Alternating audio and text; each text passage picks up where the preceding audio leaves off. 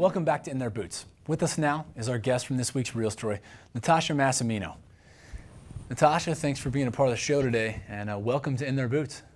Thank you. As we see in the Real Story, you start to notice these changes in Richard once he's come home. Who did you turn to in the beginning? I had nobody. I honestly didn't. I would talk with my parents, and they could only understand so much because it would come and go. So it was just me in the beginning. How did that evolve? Can you talk about that? We were at a work barbecue on the beach, and one of the majors said that I need to be introduced to a wonderful woman named Tonya Sargent, and lo and behold, I actually met her about a half an hour later. She introduced herself to me waiting in line for hot dogs, and it was honestly the changing of my life. She helped us and advocated for us, and she was my support and my guidance because her husband also has PTSD and severe traumatic brain injury. How did the kids come to deal with these changes? The little ones kind of just grew with it. My son was born after my husband's third deployment. The 3-year-old used to be her papa's little princess, and now, will only turn to me for comfort and whatnot, and usually won't have anything to do with him. So it comes and goes, though. The oldest has the hardest part because she remembers what he was like before and how he's not so nice sometimes now. So that's, I think, the hardest challenge is with her.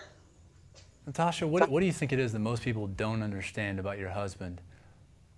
That he is really, truly a kind person, and when they hear him, they just think he's being mean.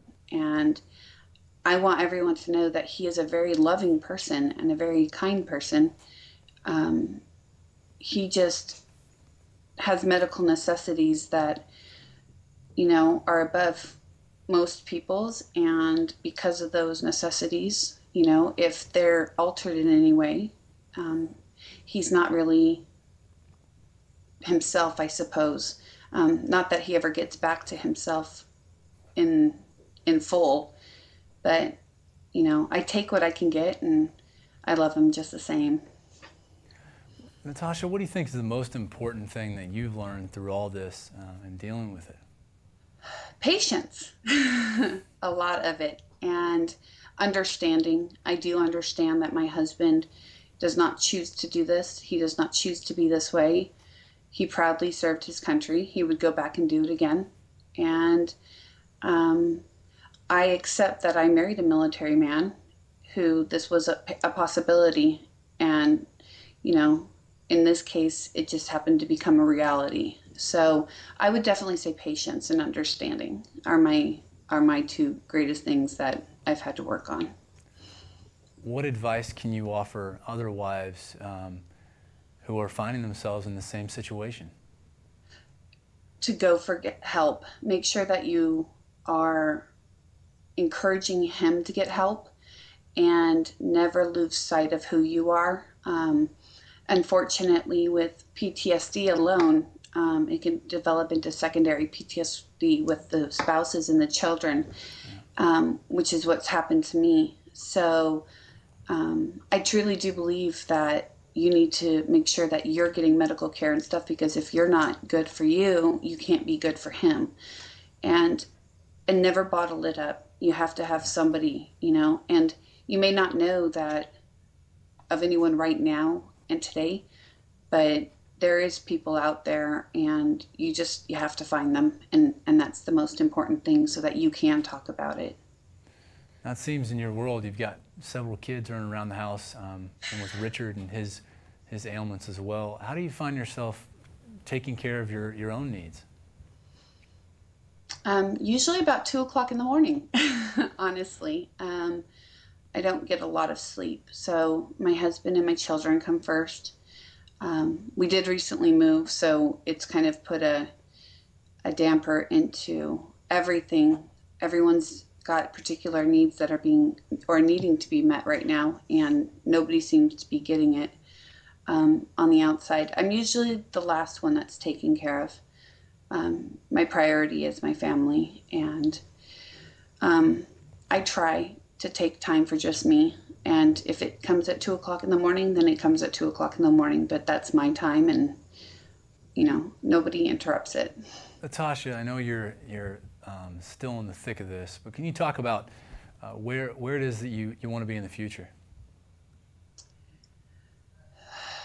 I would like to work with people that have PTSD and traumatic brain injury and other combat-related injuries, primarily with the military and whatnot.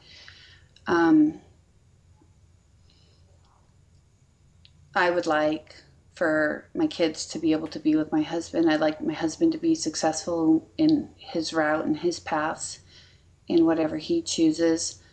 I would like, just to have a stable family. And for me, I'd like to be able to do it, on my own, and not thinking I have to constantly be around all of them because I'm the only one that they can depend on. I want my children to be able to go to my husband and feel comfort. Well, Natasha, thank you so much for sharing your story inside The Real Story, which we'll see the conclusion of next week, and also for being here with us in the studio. We appreciate your courage and your tenacity. We want to encourage you to keep it up and keep the crew together. Oh, thank you, Jan. All right, Natasha, we'll look forward to seeing the last part of your story next week. Thank you. Bye. If you or someone you know needs help finding resources or solutions for any of the issues that we've discussed here today, check out the Solutions tab on our website, where you can find links to organizations and programs that are in place to provide everything from medical assistance to confidential counseling. When we come back from the break, we're going to be talking with this week's expert from the Soldiers Project as she offers some options for couples in similar situations to the Massiminos. Stay with us. We'll be back in just a minute.